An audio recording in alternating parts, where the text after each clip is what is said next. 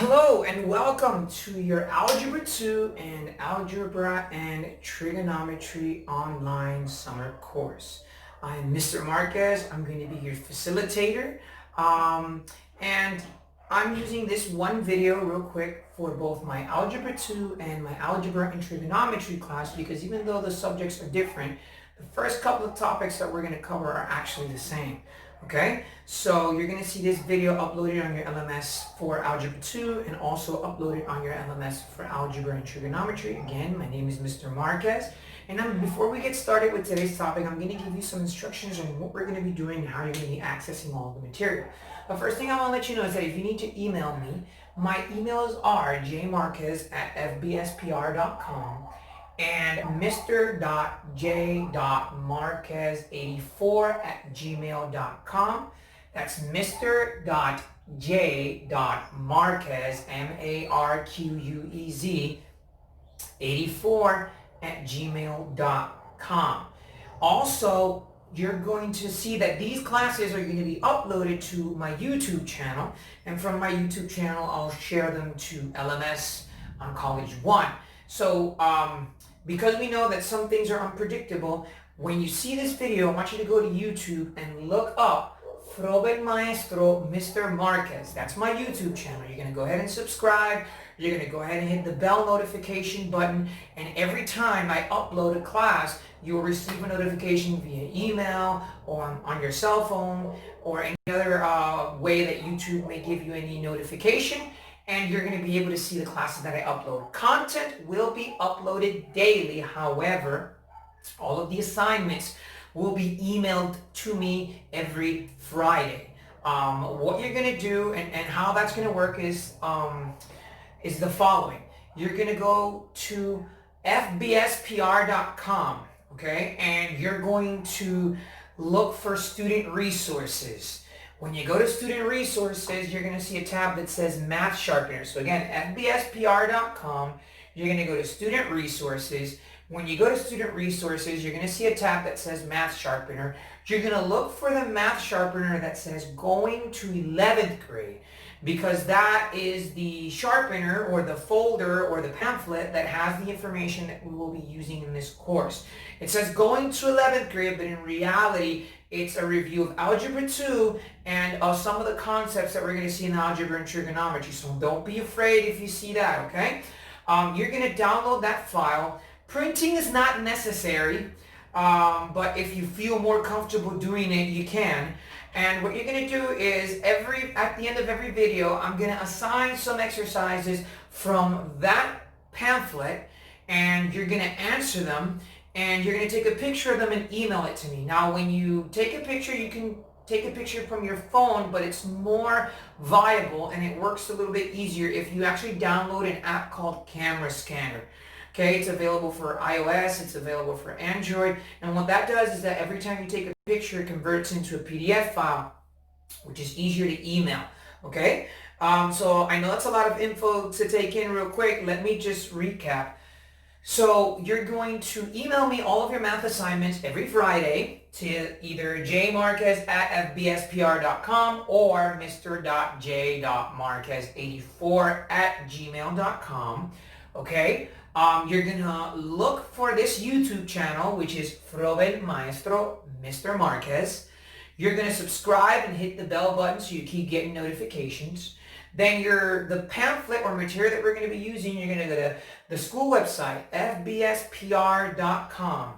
You're going to look for student resources. You're going to look for math sharpeners. You're going to download the one that says going to 11th grade. You're going to also download the app that says Camera Scanner, so that way when you work on the exercises, be it by printing out the math sharpener or be it by just writing it in a notebook or a separate sheet of paper, you're going to take a picture of it and you're going to email it to me. Ladies and gentlemen, one last thing is that if you also need to contact me, we are going to be having virtual classrooms. The virtual classroom schedule for your class for Algebra 2 and Algebra and Trigonometry are Monday and Thursdays. Okay, so those are the days. I'm looking for the schedule here, so pardon me for a second. And they're going to be half-hour periods. And that half an hour, what I'll do is I'll go over material or I'll clarify any doubts. I'll give you any specific detail about class evaluation and due assignments.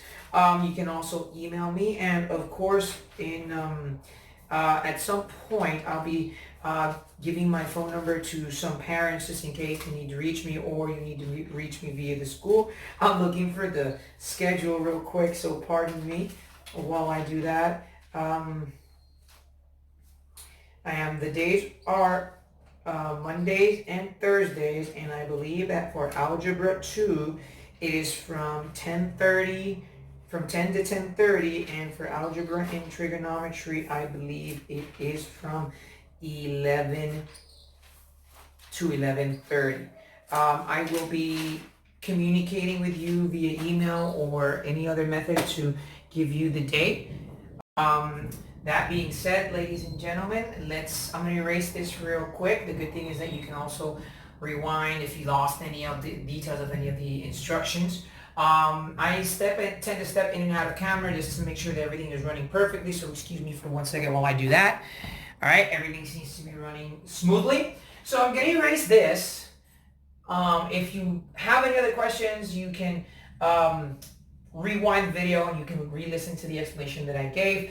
Now I'm going to go into the objectives. So what are we going to do now?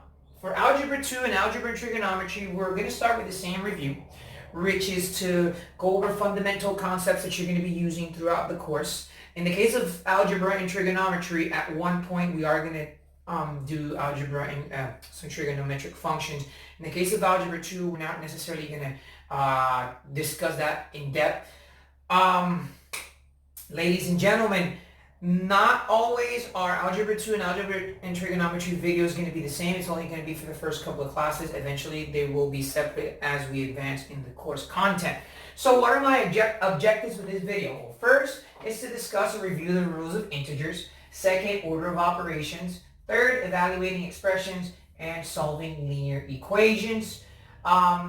At the end of the video, I'm going to give you some exercises or practice problems you need to use in order to further comprehend the material. Aside from the math sharpener, that's what I meant to say a minute ago.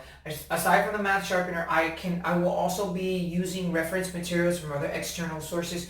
I would be posting them up on College One on the LMS specifically. So now that the pleasantries are over, let's get started. So integers. Integers are positive and negative numbers. Okay? A lot of people just assume that an integer is a negative number, but in reality, it can be either positive or negative. And they are integer operations. We've been seeing them since pre-algebra, 7th grade, 6th grade in some cases. And what I'm going to do is I'm going to review them real quick. So as I review the concepts, what I'm going to be doing is I'm going to be erasing the board just so I have more space. Again, if you have any questions, you can kind of rewind the video and then just go back to the explanation. Now, you can add integers, you can subtract integers, you can multiply integers and divide them. So I have, and various rules apply. The easiest rules to remember are the multiplication and division one because they're essentially the same. Now, what do I do or how do I solve integers when I'm adding them? Well, you have to think that whenever you're working with integers, you're doing the opposite, okay? So if I have a positive and a negative integer, I'm doing the opposite of adding, which is subtracting. So if I have something like negative 2 plus 5, in reality, I'm subtracting 5 minus 2, and the answer is going to have the sign of the larger number. So in this case, negative 2 plus 5, I know that if I'm adding opposite integers, I'm subtracting, so I know that my answer is going to be 3, because 5 minus 2 is 3. Now, is it going to be positive 3 or is it going to be negative 3? Well, in this case, it's going to stay positive 3 because between 5 and 2, 5 is larger and the sign of the 5 is a positive. So the answer is positive 3. Now, when I'm subtracting an integer, I have to add the opposite. Now, that can be a little confusing, but what I mean by adding the opposite, if you notice, I write the problems horizontally so that this explanation can go a little bit smoother. So what I mean by adding the opposite, I mean that everything on the left of the problem stays the same and everything to the right changes to the opposite. So if it says 7 minus negative 3, 7 doesn't change. The minus changes into a plus, the negative 3 to a positive 3, and that would be positive 10. And that's it. There's nothing out of the ordinary. The same also applies to this one. And let me go ahead and erase this real quick just so I have some more space. The same also applies to my next example. If I have negative 8 minus 2, well, everything to the left stays the same, so negative 8 stays the same. The minus, because everything to the right turns into the opposite, the minus turns into a plus, and the positive 2 turns into a negative 2, so this would be negative 10, because negative 8 minus 2 is the equivalency of negative 8 plus negative 2. Now multiplying, it's a whole different story. But let me give you one more subtraction problem before I go into multiplication. Let's say I gave you negative 3 minus negative 2. So again, the rule for subtracting integers states that you're going to add the opposite. So everything to the left of the problem stays the same, which means the negative 3 is unchanged. The minus turns into a plus, and the negative 2 turns into a positive 2, and this would equal to negative 3 plus 2, and we already established that when we are adding opposite integers, you subtract. So this would be 1, but because 3 is larger than 2 and the 3 is a negative number, this would be negative 1. So those are my rules for adding and subtracting integers. I'm going to go ahead and erase them so I can start with the multiplication problems, which are really simple. Now multiplication and division follow the same rules. And if I'm multiplying something like you've done since, I don't know, elementary school, 3 times 2, both of them are positive integers, so 3 times 2 is just 6. But let's say I have 4 times negative 3. Now, whenever you're multiplying a positive integer by a negative integer, your answer is going to be negative regardless of where the negative sign is located. So in this case, it would just be negative 12. Now, if I have 2 negative integers, like say negative 5 times negative 20, whenever you multiply 2 negative integers, your answer is going to be positive. So negative 5 times negative 20 is positive 100. Very simple. If I multiply a positive number times a negative number, my answer is negative. If I multiply 2 negative numbers, my answer is positive. And if I multiply 2 positive numbers, obviously everything is positive. Now, division has the same exact rule. And if I have, for example, 250 divided by negative 2, obviously, the rule states, since it's the same rule as multiplication, that when you divide a positive number by a negative number, your answer is going to be negative. So 250 divided by negative 2 is negative 125. And that's it. And likewise, if I have 2 negative numbers, like say negative 25 divided by negative 5, if you divide 2 negative numbers, your answer is positive, so that would be positive 5. And that's it for integers. And we're done with integers. This is just reviewing the bases that you have learned from your Algebra 1 and your pre-algebra and your geometry classes. So I'm not really going to go any deeper than this. If you have any questions or need to refresh it, feel free to rewind the video at any time and go over the concept again. And I'm going to go ahead and erase this, and now we're going to move on to the second topic or objective of this video, which is to discuss order of operations. Now, order of operations, ladies and gentlemen, is referred to very commonly as PEMDAS. PEMDAS. And there is a very famous acronym that's used a lot in most English taught math classes that says, please excuse my dear Aunt Sally. And what that means is basically parentheses, exponents, multiplications, division, addition, and subtraction.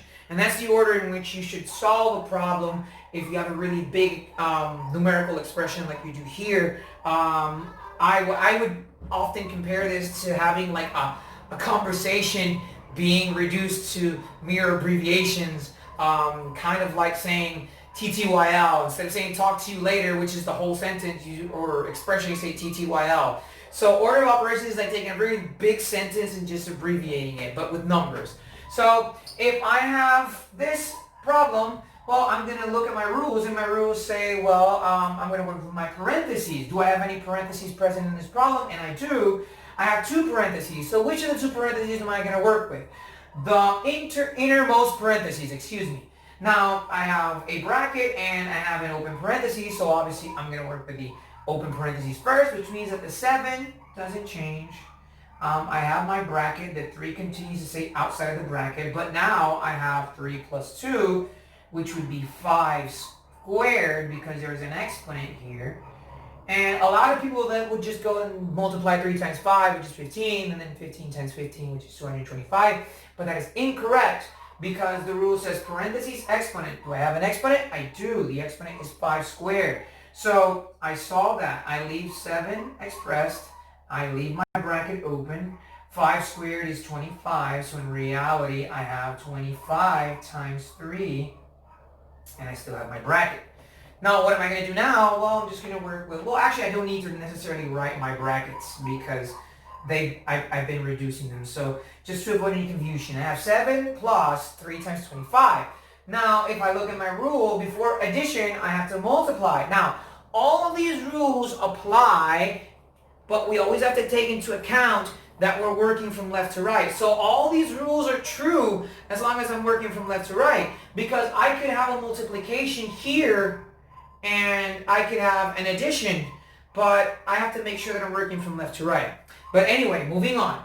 So if I look at this, multiplication comes before addition, so I multiply 25 times 3, which is 75, and I have 7 plus 75, and 7 plus 75 is simply 85, 87, 82, excuse me.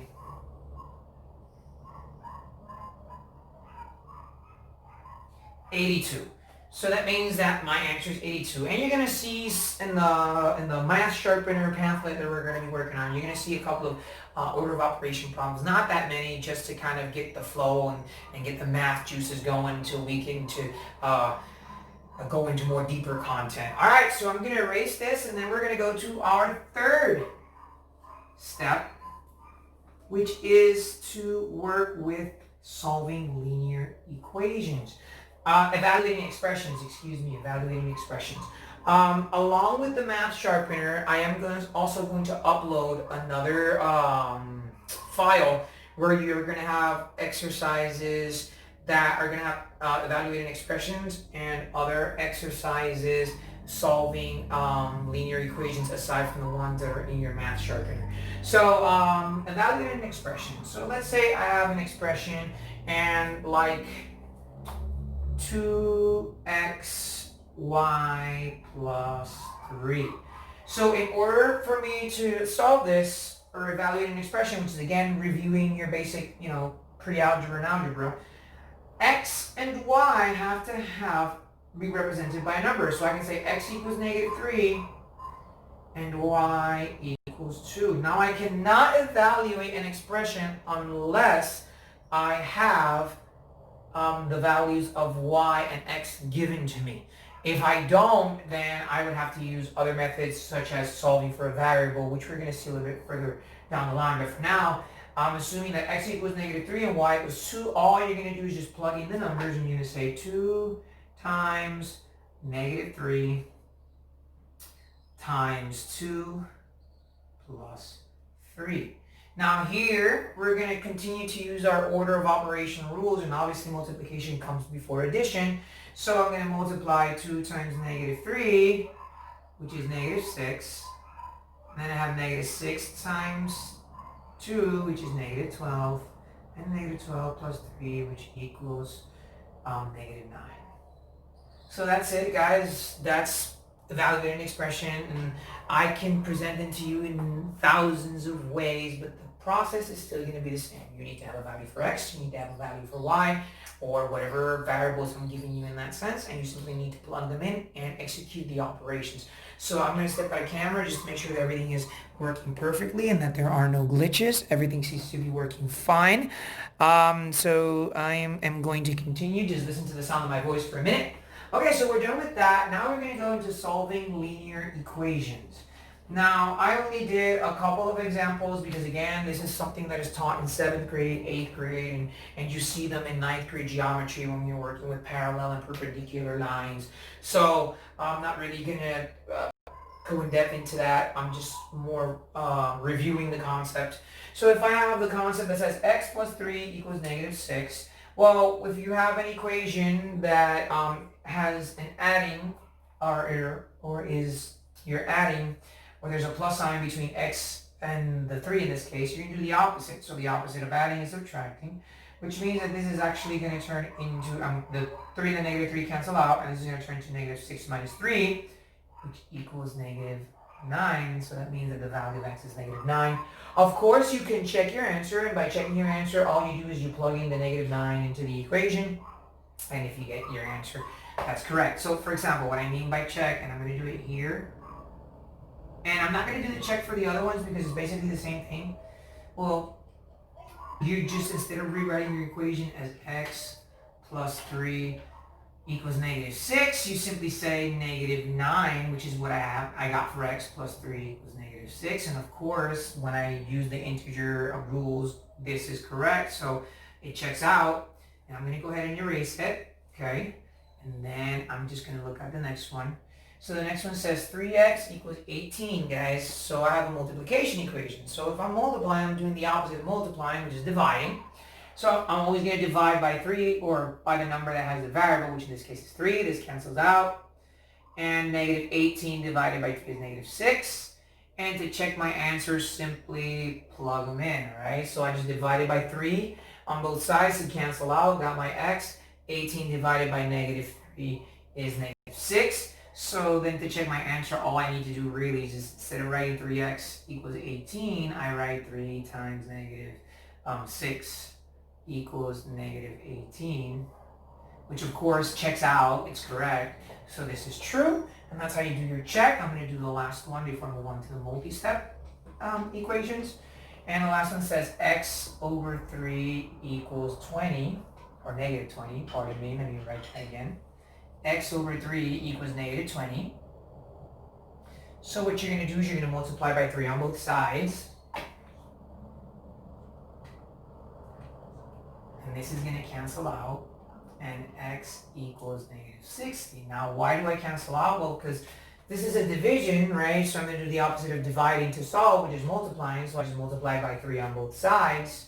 This cancels out. X equals, and negative 20 times 3 is negative 60. Now to check my answer, I just plug in the negative 60. So if I'm going to check my answer, I'm going to say x over 3 equals negative 20, which means I'm going to say negative 60 over 3 equals negative 20. And of course this is correct and it checks out. So that's it.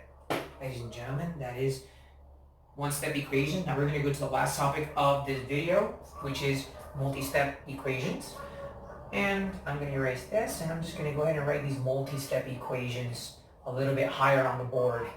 The first one says 4 over 5x plus 8 equals 20. Okay guys, so I have a multi-step equation. 4 over 5x plus 8 equals 20. What am I going to do first? Get rid of the 8 in this case. Subtract by 8 on both sides, right? And it says minus 8, and this is minus 8, and this is going to cancel out. So 4 over 5x equals 12, because 20 minus 8 is 12. Now I want to solve for x, and I have a division problem, or a multiplication problem. So I know that in order for me to find the value of x, I have to do the opposite of multiplying, which is dividing. But how do you divide a fraction? Remember, you simply multiply each side by the reciprocal, and that just means that you're going to take the fraction and write it upside down, and you can do the same thing on this side, okay? And this is going to cancel out because basically everything cancels out here, and x equals. Now, what you're going to do in this case is, I like to use this method. I write 12 over 1, and then I see where I can cross cancel. So I can cross cancel 12 and 4, and 4 divided by 4 is 1, and 12 divided by 4 is 3, right? And then 3 times 5 is 15, and 1 times 1 is 1, so 15 over 1 equals 15, x equals 15. Again, what I did here was I just wrote 12 over 1, so that way I can just use the multiplication principle that says the numerator times the numerator and the denominator times the denominator. But when I look at 12 and 4, I realize that because I'm multiplying, I can cross cancel. And I think of what number divides by 12 that also divides by 4, and it's 4. So that's why 4 divided by 4 equals 1, and 12 divided by 4 equals 3, and then 3 times 5 is 15. 1 times 1 is 1, and 15 over 1 is 15, and that's it. And now let's do this one right here real quick. So the last example of this video says, and I'm going to go ahead, you can check your answer, guys. I'm not doing the check because it's basically the same thing. You just plug in your answer where the variable is and evaluate the expression. But just for time purposes, I'm actually just not going to check. But you know you can. So I have 7p plus 13 equals 9p minus 5. Now I have two variables. They're the same variables, which means I can solve them using the methods that I normally learn in my algebra classes. But here's a trick that I try to use, and whenever I'm working with these types of equations, you have to understand that you can pretty much start from wherever you want. I can start subtracting the 13, or I can start by adding the 5, or I can move the 7, or I can move the 9. It really makes no difference because since they're linear, no matter how you start it, your answer is always going to be the same. But I like to keep my variables positive. So what I would do is I would subtract 7p first. And I subtract 7p on this side. And this is going to cancel out. And then I would just have 13 equals, and then 9 minus 7 is 2p. I know that sounded funny, but it's 2p. And then 5. And I bring down the minus 5. Now the next thing I want to do is get rid of the 5. So I can do that in many ways, and one of the ways I can do it is I can add 5. So I add 5. This is going to cancel out. 13 plus 5 is 18, and that equals 2p. I divide by 2 on both sides. This cancels out. 9 equals p, and that's my answer. So that's my multi-step equation, guys. And that's it for this video. The work that you're going to be doing, well, like I said at the beginning, you're going to go to fbspr.com. You're going to go to the tab that says Student Resources. Another tab is going to open up, and you're going to click on the one that says Math Sharpener. You're going to look for the Math Sharpener that says Going to 11th grade. And you're going to download it, and when you do, you're going to go to where it says week 1 and work on the problems that say day 1, day 2, and day 4. Aside from that, I'm also going to be uploading another series of exercises to College 1, to the LMS specifically. They'll be below this video, and you're going to be able to access those exercises as well. Ladies and gentlemen, this is it for this video. And again, this is for my Algebra 2 and Algebra and Trigonometry. At least for the first couple of classes, the videos are going to be the same. As the summer course progresses, we're going to be uploading separate videos for each of the classes. So guys, it's a pleasure to meet you. I'm here to help you enjoy this online experience. And I may not be your favorite math teacher yet, but I guarantee that by the end of the summer I will be. So have a nice